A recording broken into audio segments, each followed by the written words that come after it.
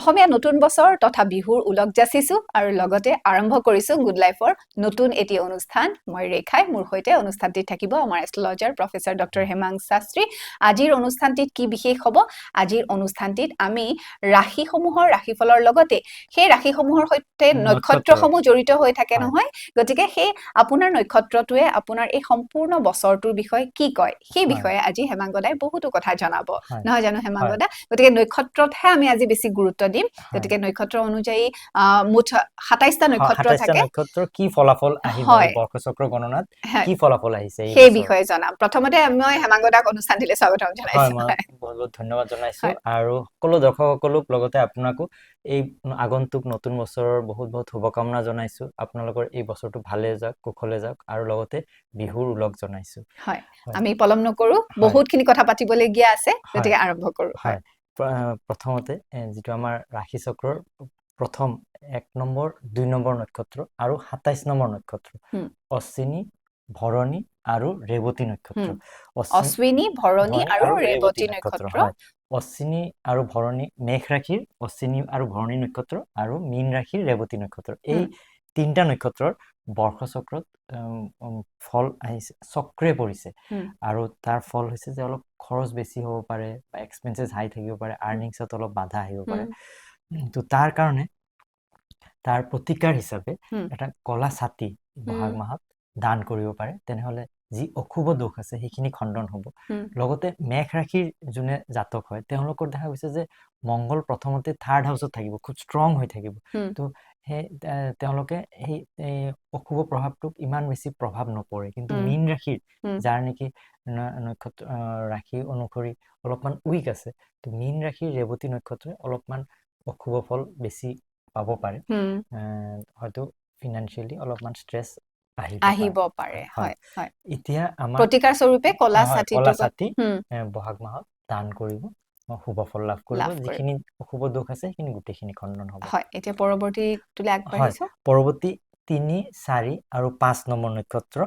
আমাৰ কৃতিকা ৰোহিণী আৰু মৃগশিৰা নক্ষত্ৰ কৃতিকা ৰোহিণী আৰু মৃগশিৰা কৃতিকা নক্ষত্ৰ মেঘ ৰাশিৰো হয় আপোনালোকে নিজৰ নক্ষত্ৰ সংখ্যাটো আপোনালোকে নিজে হয়তো কোনো সফটওয়্যাৰৰ পৰা আপুনি নিজৰ date of birth time of birth যদি আপুনি দিয়ে তেনেহলে আপুনি এষ্ট্ৰলজি যিবিলাক সফটওয়্যাৰ আছে অনলাইনও আপোনালোকে চেক কৰিব পাৰে বা আপোনালোকৰ হৰস্কোপ যেটো হৰস্কোপ বা কুষ্টি বা আখাৰা তাতে আপোনালোকে নিজৰ নক্ষত্ৰ বা নক্ষত্ৰ আৰু লগতে নক্ষত্ৰৰ সংখ্যাটো যদি জানি লয় তেনেহলে আপুনি এই প্ৰগ্ৰামৰ দ্বাৰা আপুনি নিজৰ নক্ষত্ৰৰ সংখ্যাৰ কি ফলাফল আহিছে আৰু তাৰ পৰা কি প্ৰতিকাৰ কৰিব পাৰিব যদি অশুভ প্ৰভাৱ হৈছে বা যদি তাৰ পৰা কি ভাল ফল পাব হে আপুনি গোটেইখিনি জানিব পাৰিব আপোনালোকে নিজৰ নক্ষত্ৰ সংখ্যাটো উলিয়াই ল'ব তো এতিয়া আমি 3 নম্বৰ 5 নম্বৰ আৰু 3 4 আৰু 5 3 4 আৰু 5 হয় মেঘ ৰাশি কৃতিকা নক্ষত্ৰ আৰু বৃষ ৰাশিটো পৰে কৃতিকা নক্ষত্ৰ ৰোহিণী নক্ষত্ৰ আৰু মৃগশিৰা নক্ষত্ৰ তো এই কেইটা নক্ষত্ৰ পৰিছে ভাষণম কিছুমান হোৱা কামো নষ্ট হ'ব পাৰে তেনেকুৱা এটা যোগ বা হয়তো অলপ সাডেন খৰচ আহি গ'ল তেনেকুৱা এটা যোগ পৰিছে তো তাৰ কাৰণে শস্য দান কৰিব 5 বিধ শস্য দান কৰিব পাৰে গোটা ধান গম তেনেকুৱা গোটা মুগ তেনেকুৱা গোটা বস্তু 5টা আইটেম আপোনালোকে দান কৰিব শুভ ফল লাভ কৰিব যিখিনি অশুভ দোষ আছে গোটেইখিনি খণ্ডন হ'ব হয় তাৰ পিছত আমি আহো 6 7 আৰু 8 নম্বৰ নক্ষত্ৰ 6 নম্বৰ হৈছে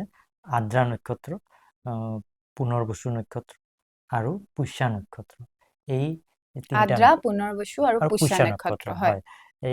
এওঁলোকৰ দেখা গৈছে যে সন্তানৰ যোনে সন্তানৰ কাৰণে চেষ্টা কৰি আছে বা সন্তান হোৱা নাই তেওঁলোকৰ হয়তো সন্তান লাভ হ'ব বা সন্তানৰ দেখা গৈছে যে উন্নতি হ'ব সন্তানৰ পৰা সুখ লাভ হ'ব তেনেকুৱা এটা যুগ এই ৰাশিৰ আৰু বাকি ওভাৰঅল দেখা গৈছে যে এই ৰাশিৰ যোনে কম বয়সৰ বা তেওঁলোকৰ দেখা গৈছে যে এটা ভাল ফলাফল কেৰিয়াৰ ক্ষেত্ৰতে হওক পঢ়াৰ ক্ষেত্ৰতে হওক তেওঁলোকৰ এটা খুব ভাল ফলাফল লাভ হ'ব এই বা কেৰিয়াৰত হাই পজিশন পোৱাৰ যোগ প্ৰমোশন হোৱাৰ যোগ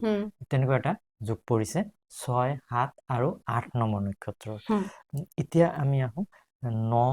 10 আৰু 11 নম্বৰ নক্ষত্ৰ 9 নম্বৰ নক্ষত্ৰ হৈছে কৰ্কট ৰাশিৰ 9 নম্বৰ নক্ষত্ৰ অশ্লেষা নক্ষত্ৰ আৰু যিটো 10 নম্বৰ হৈছে মঘা নক্ষত্ৰ আৰু পূৰ্ব ফাল্গুনী নক্ষত্ৰ সিংহ ৰাশিৰ তো কৰ্কট ৰাশিৰ অশ্লেষা নক্ষত্ৰ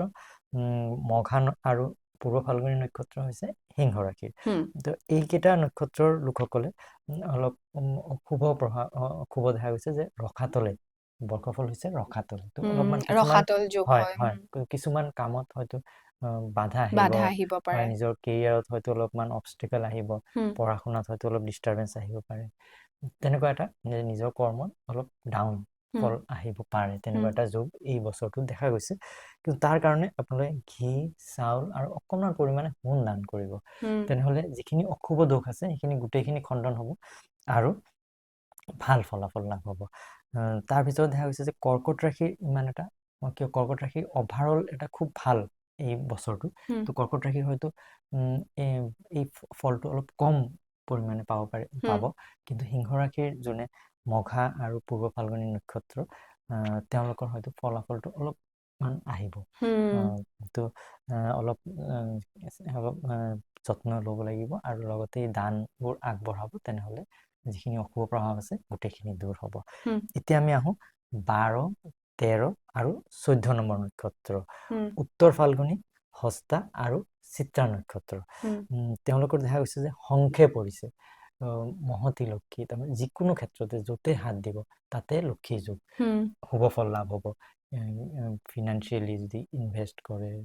প্ৰপাৰ্টি ইনভেষ্ট কৰে নতুন ব্যৱসায় আৰম্ভ কৰে জবৰ কাৰণে চেষ্টা কৰি আছে পঢ়াৰ কাৰণে উচ্চ শিক্ষা য'তে হাত দিয়ে তাতে দেখা গৈছে যে এটা ভাল ফলাফল লাভ হ'ব এই নক্ষত্ৰকেইটা সিংহ ৰাশিৰ 12 নম্বৰ নক্ষত্ৰ যিটো উত্তৰ ফাল্গুনী নক্ষত্ৰ আৰু কন্যা ৰাশিৰো উত্তৰ ফাল্গুনী নক্ষত্ৰ হস্তা নক্ষত্ৰ আৰু চিত্ৰা নক্ষত্ৰ কন্যা ৰাশিৰ আৰু তুলা ৰাশিটো পৰে যিটো চিত্ৰা নক্ষত্ৰ এইকেইটা নক্ষত্ৰৰ দেখা গৈছে যে ভাল ফলাফল লাভ হ'ব এতিয়া আমি আহোঁ পৰৱৰ্তী নক্ষত্ৰকেইটা 15 16 আৰু 17 নম্বৰ নক্ষত্ৰ স্বাতি বিশাখা আৰু অনুৰাধা নক্ষত্ৰ স্বাতি বিশাখা আৰু অনুৰাধা নক্ষত্ৰ স্বাতি নক্ষত্ৰ হৈছে তুলা ৰাশি আৰু বিশাখা নক্ষত্ৰ তুলা ৰাশিত পৰে আৰু বৃশ্চিক ৰাশিটো বিশাখা নক্ষত্ৰ পৰে আৰু অনুৰাধা নক্ষত্ৰ বৃশ্চিক ৰাশিত পৰে কিন্তু এই তিনিটা নক্ষত্ৰ 15 16 আৰু 17 নম্বৰ নক্ষত্ৰৰ বৰ্গফল হৈছে গগনে তো গগনে হ'লে অলপ মানহানি যোগ বুলি কোৱা হয় হয়তো কিবা এটা প্ৰমোশ্যন পাব লগা আছিলে তাতে পোৱা নাই বা কিবা এটা সন্মান পাম কিবা এটা পজিশ্যন বা কিবা এটা ভাল কিবা এটা পাব লগা আছিলে তাতে হয়তো পোৱা নাই বা হয়তো ৰিলেশ্যনৰ ক্ষেত্ৰত কিবা ডিষ্টাৰবেন্স হৈ কিবা এটা মানহানি তেনেকুৱা এটা ৰেচপেক্টৰ পৰা বঞ্চিত হোৱা তেনেকুৱা এটা যোগ এই কেইটা নক্ষত্ৰৰ পৰিছে তো তাৰ কাৰণে সোণ ৰূপ তাম আৰু কাপোৰ অকণমান তো এই গোটেইকেইটা অলপ পৰিমাণে আপুনি দান কৰিব তেনেহ'লে যিখিনি অশুভ প্ৰভাৱ পৰিছে গোটেইখিনি দূৰ হ'ব আৰু ভাল ফল লাভ কৰিব সেয়া কৰিব আপুনি বহাগ মাহত দান কৰিব ভাল এটা দিন চাই তেনেহ'লে ভাল ফলাফল লাভ হ'ব এতিয়া আমি আহোঁ পৰৱৰ্তী যিকেইটা নক্ষত্ৰ 18 19 আৰু 20 নম্বৰ নক্ষত্ৰ জ্যেষ্ঠা মূলা আৰু পূৰ্বাষাঢ়া জ্যেষ্ঠা মূলা আৰু পূৰ্বাষাঢ়া হয় এইকেইটা নক্ষত্ৰৰ দেখা গৈছে বৰ্ষফল পৰিছে ক্ৰোৰে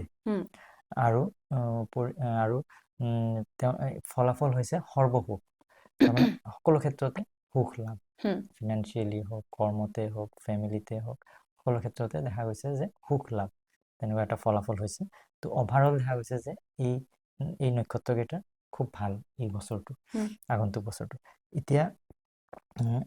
তাৰ পৰৱৰ্তী যিকেইটা নক্ষত্ৰ 21 22 আৰু 23 নম্বৰ নক্ষত্ৰ উত্তৰাষাঢ়া শ্ৰৱণা আৰু ধনিষ্ঠা নক্ষত্ৰ উত্তৰাষাঢ়া শ্ৰৱণা আৰু ধনিষ্ঠা নক্ষত্ৰ উত্তৰাষাঢ়া ধনু ৰাশিত পৰে আৰু মকৰ ৰাশিতো পৰে উত্তৰাষাঢ়াটো দুইটা ৰাশিতে পৰে আৰু শ্ৰৱণা মকৰ ৰাশিত পৰে আৰু ধনিষ্ঠা নক্ষত্ৰ মকৰ ৰাশিত পৰে কুম্ভ ৰাশিতো এটা পদ পৰে তো এইকেইটা নক্ষত্ৰৰ দেখা গৈছে যে স্বৰ্গে পৰিছে হুম। তো তাতেও দেখা গৈছে যে সুখ লাভ বা হয়তো প্ৰগ্ৰেছ হোৱা প্ৰমোশ্যন হোৱা কৰ্মত উন্নতি হোৱা যিকোনো ক্ষেত্ৰতে এটা ভাল ফলাফল লাভ হ'ব এই 21, 22 আৰু 23 নম্বৰ নক্ষত্ৰ এতিয়া আমি আহোঁ শেষৰ যিকেইটা ৰাশি ৰৈ গৈছে 24, 25 আৰু 26 নম্বৰ নক্ষত্ৰ হয় শতবিশা পূৰ্ব ভাদ্ৰপদ আৰু উত্তৰ ভাদ্ৰপদ হয় এতিয়া আমাৰ এইকেইটা ৰাশিৰ ভিতৰত শতবিশা আৰু পূৰ্ব ভাদ্ৰপদ হয় কুম্ভ ৰাশিত আৰু পূৰ্ব ভাদ্ৰপদ আৰু উত্তৰ পূৰ্ব ভাদ্ৰপদটো মীন ৰাশিটো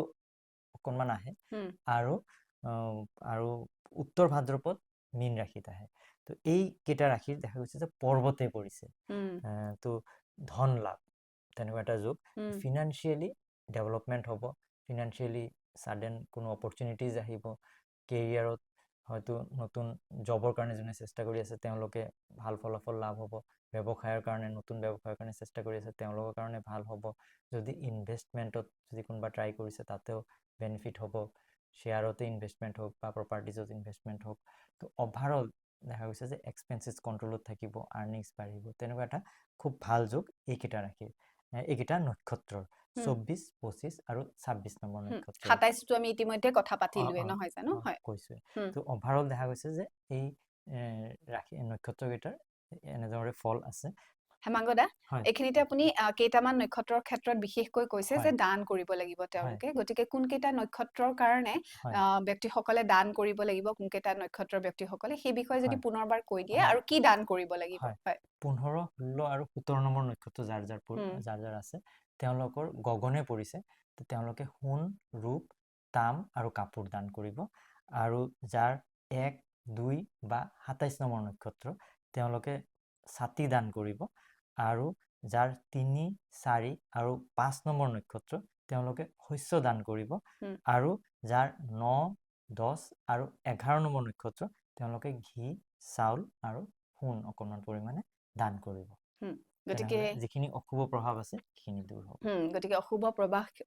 প্ৰভাৱখিনি হ্ৰাস হ'ব বা দূৰ হ'ব আপোনালোকে যদি এইখিনি বস্তু দান কৰে যিদৰে হেমাংগদাই ক'লে হয় গতিকে এয়া আছিলে আমাৰ নক্ষত্ৰ অনুযায়ী ৰাশিসমূহৰ বৰ্ষফল হয় আৰু নিশ্চয় আপোনালোকে উপকৃত হ'ল বুলি আমি আশা ৰাখিছোঁ আৰু এই সম্পূৰ্ণ বছৰটো আমাৰ নতুন বছৰটো মানে আমাৰ অসমীয়া কেলেণ্ডাৰৰ নতুন বছৰটো যাতে আমাৰ অনাগত দিনবোৰ যাতে সকলোৰে শুভ হয় ধন ধান সকলোৰে পৰিপূৰ্ণ হয় ঘৰ আমি তাৰে কামনা কৰিছোঁ আৰু লগতে বিহুটো খুব সুন্দৰকৈ যাতে পাৰ হয় আমি তাৰে কামনা কৰিছোঁ বিহুৰ উলগো যাচিছোঁ নহয় জানো হেমাংগদা হয় গতিকে আপোনালৈও থাকিল পিছে ময়ো আপোনাকো লগতে সকলো দৰ্শকসকলকো বিহুৰ উলগ জনাইছোঁ আৰু লগতে নতুন বছৰ যাতে আপোনালোকৰ ভালে যায় কুশলে যায় তাৰে কামনা কৰিছোঁ মোৰ ফালৰ পৰা বহুত বহুত শুভকামনা হয় একেবাৰে সকলোলৈকে শুভকামনা থাকিলে আৰু আমাৰ অনুষ্ঠান চাই যদি ভাল পাইছে প্ৰেডিকশ্যনছসমূহ যদি চাই ভাল পাইছে তেতিয়াহ'লে আপোনালোকে জনাবলৈ নাপাহৰিবচোন কমেণ্ট কৰিব পাৰে লাইক কৰিব পাৰে আমাৰ চেনেলটো ছাবস্ক্ৰাইব কৰিব আৰু লগতে বেল আইকনো ক্লিক কৰি থ'ব নহয় জানো আৰু যদি অনুষ্ঠানসমূহ চাই ভাল পাইছে তেতিয়াহ'লে শ্বেয়াৰ কৰিবলৈ নাপাহৰিব আৰু যিকোনো প্ৰশ্ন যদি হেমাংগদাক সুধিবলগীয়া আছে তেতিয়াহ'লে কমেণ্ট কৰি জনাবচোন আমি নিশ্চয় চেষ্টা কৰিম হয় উত্তৰ দিবলৈ গতিকে এয়া আছিলে এই সম্পূৰ্ণ বছৰটোৰ বাবে নক্ষত্ৰ অনুসৰি প্ৰেডিকশ্যনছসমূহ আশা ৰাখিছোঁ আপোনালোকে সুফল পাব বুলি আৰু হেমাংগদা আজিলৈ আপোনাৰ ওচৰৰ পৰা বিদায় লৈছোঁ বহুখিনি সময় দিলে তাৰ কাৰণে অশেষ ধন্যবাদ আপোনাক ময়ো ধন্যবাদ জনাইছোঁ আৰু লগতে সকলো দৰ্শকসকলকো মই ধন্যবাদ জনাইছোঁ হয় আৰু ইয়াৰ লগে লগে আমি দুয়োগৰাকীয়ে আজিৰ অনুষ্ঠানটিৰ পৰা বিদায় লৈছোঁ ভালে কুশলে থাকিব ধন্যবাদ